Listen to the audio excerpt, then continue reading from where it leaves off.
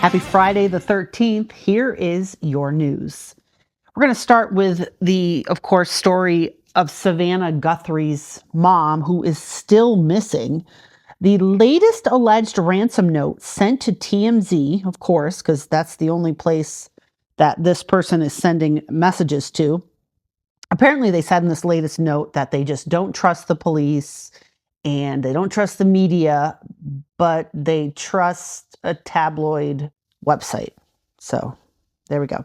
Anyway, the latest note suggests several people were involved in her abduction and that one of them has fled the US. So they sent this email this afternoon. The sender said that law enforcement should be prepared to go international in order to locate the main individual behind this abduction. So the author of the email claimed to know exactly where the 84-year-old woman is being held. Also said that he or she knows Nancy Guthrie's condition. The ransom price for this information has gone up. So remember yesterday, they were asking for one Bitcoin worth $68,000. So now they want the $100,000 that the FBI is offering as a reward. So they want it in increments. They want the first, half of a Bitcoin. Can you split in half? I have no idea. They want the first amount sent to them, and then they said they will give the information. And then once police gets the abductor or Nancy Guthrie or whatever, then they want the police to send the second half. Investigators also have recovered DNA from Nancy Guthrie's property that does not belong to her or anyone known to be in close contact with her, according to authorities. This story is absolutely infuriating because it happens far too often. The system is broken and needs to be fixed. And that is exactly what a mother from Western New York, it's Greece, New York, is demanding. She wants justice for her 4-year-old son, Axel. Her 4-year-old son was killed in a murder-suicide by his father, Nick Rivas. Alexis Hernandez, Axel's mother, says that on January 25th, the day before her son's death, she received alarming texts from Axel's father. So she then called 911 out of concern for her son's safety and explained to the Monroe County Sheriff's Office deputy who responded to her home that she was concerned about what he was saying, how he was acting to her. She says the Greece police officer stated that there was no threatening language being used and nothing criminal being done. So there's nothing he could do. She was crying, begging for help, but did nothing. She said on her Facebook post, his final text to her on January 26th at 9:16 p.m. were, "I'll always do what's best for Axel and I," which right there shows you that he is or was an absolute narcissist because he's just seemed to care about himself. And then he wrote a Bible verse, Revelation 21:4, which said, "He will wipe every tear from their eyes. There will be no more death or mourning or crying or pain." And she said this is when she knew something was very wrong because, of course, the scripture was about death. And also because this Nick Rivas wasn't religious at all. He was an atheist. So then she called 911 for a welfare check. And then she said when they got to the house, they didn't immediately go in because they said that they weren't sure that it couldn't break the door down because they weren't sure it was an emergency. The Monroe County Sheriff's Office now is saying that they're working diligently to understand what took place when the deputy responded and if any additional action could have been taken. Yeah, the additional action is we need to start taking what these women say seriously. In this article, they also list at the bottom that if you or a loved one are facing domestic violence, you can call the local domestic violence center. It's Willow Domestic Violence Center. But I have heard of late that there's a wait list. A wait list. Do you know what that tells me? That tells me that they need to give more funding to domestic violence shelters so that women who need help don't have to put on a wait list like they're waiting for a table at a restaurant. In other news, experts say the public should be aware of the nation's largest known outbreak. Okay, get ready for this one. This is going to be a hard one for me to say. Trichopython mentagrophytes genotype. Here's the best part. The seventh. The seven. I don't know if it's just like, it's a seven. It says it's Roman numerals. 7. So anyway, they abbreviate it to TMVII, which is still too long. Anyway, they say that cases of this have been on the rise in Europe over the past several years, especially among young men who have sex with men.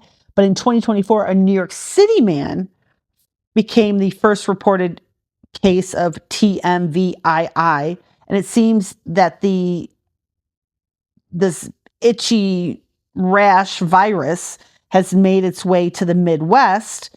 You had a case in Minnesota. Now, symptoms of this are associated with ringworm. So it's mainly itchy, round, scaly patches on the skin. It also says, highly inflammatory lesions and abscesses may also be seen. The problem is they think that some people confuse this for eczema. It looks like eczema. But here's where you would think maybe it's not eczema, because I've heard of getting eczema on your face and other parts of your skin. I don't know. Can you get it on your genitals? But they're saying if you have scaly, coin-shaped rashes on your buttocks, genitals, extremities, trunk, and or face, that you need to seek immediate medical attention. Well, if you struggle to fall asleep at night, taking a shower in the dark could be the key to a full night's rest. And then, in my opinion, you're going to end up in the emergency room because you're going to fall and break a hip. Because showering in the complete dark seems very risky, at least at my age. So while sleep scientists have long advised avoiding screens before bed, they have now backed a viral social media trend, which they say if you take a shower in the dark, it relaxes you. Poor sleep has been linked to multiple serious health problems, including cancer, stroke, and infertility. Bathrooms, we know, are often the brightest rooms in the house. So they're saying to try to shower in the dark. New England Patriots wide receiver Stefon Diggs was arraigned on charges of strangulation this morning. This dude is having a rough 2026. Lost the Super Bowl, lost Cardi B, I believe that day. She spent something upwards of over $1 million to buy a suite at the Super Bowl. And apparently what happened was, according to TMZ, who seems to be involved in every story, Stefon Diggs brought another baby mama, and she was in the front row with her newborn, and the baby had his jersey on or something, because he had something like 5 kids in a year by different women. I don't know who wants to get involved with a guy like this, but no thanks. But anyway, these strangulation charges stem from an incident in December of 2025 involving his private chef. The chef was mad, saying that Diggs didn't pay her, and he said, "Oh yeah," and is accused allegedly of strangling or suffocating that chef, Mila Adams. In other news involving sports, I'm sure you know ESPN personality Stephen A. Smith. He is saying that he may consider a run for president in 2028. Honestly, at this point, I don't even know how I feel about this. I mean, what's next? We're going to have Jake from State Farm running for president. It's just an absolute clown show. Okay, this story, I am going to tell you what happened, and then you can guess what state it's in, which I think that probably already gave it away. A couple is facing felony battery charges after a heated pickleball brawl. So this is what happened. Deputies were dispatched to the Spruce Creek Country Club in Port Orange, Florida, a city about 57 miles northeast of Orlando. So what happened was a fight broke out on this pickleball court involving 20 people, because they say that this Anthony Spienza, 63, his wife Julianne Spienza, 51, oh, he likes some young, does he? Got into a fight. They were both arrested. A 70-year-old man was among the people hurt. So victims say the match got heated after Anthony accused his opponent of crossing into the kitchen, a restricted area of the court. Now, I had no idea what this is. I've never played pickleball, but here's a map, or a diagram, I should say, not a map, of a pickleball court in that area right there, the kitchen. You're not supposed to, don't go in the kitchen. Now listen, we only want women in the kitchen. The teams exchanged verbal insults before Anthony punched one of them in the face with a pickleball paddle. The couple fled the scene to their home, where they were later arrested and booked into a local jail. And finally, a popular restaurant in the 90s is planning a comeback.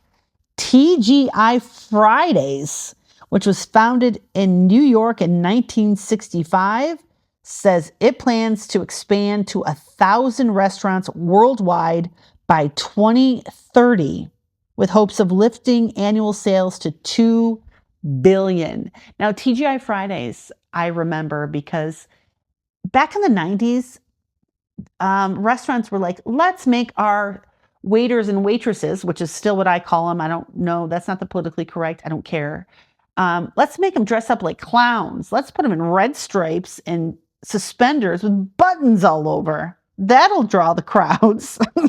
So that was one reason I wouldn't work there, because I couldn't dress like a fool. So I chose to be an Apple buddy and went to Applebee's, of which it turns out Applebee's played a significant role in my life because, one, I met one of my best friends, Tiffany, at Applebee's, because I've told the story on the radio, but she was nice to me, and all the other girls that worked there were mean to me. And two, I had a boyfriend who later cheated on me with an Applebee's waitress who he ended up marrying. And this was my boyfriend of 4 years in college. TGI Fridays operates fewer than 80 locations in the U.S. after hundreds of closures since the pandemic and its 2024 bankruptcy. Well, that is the news for today.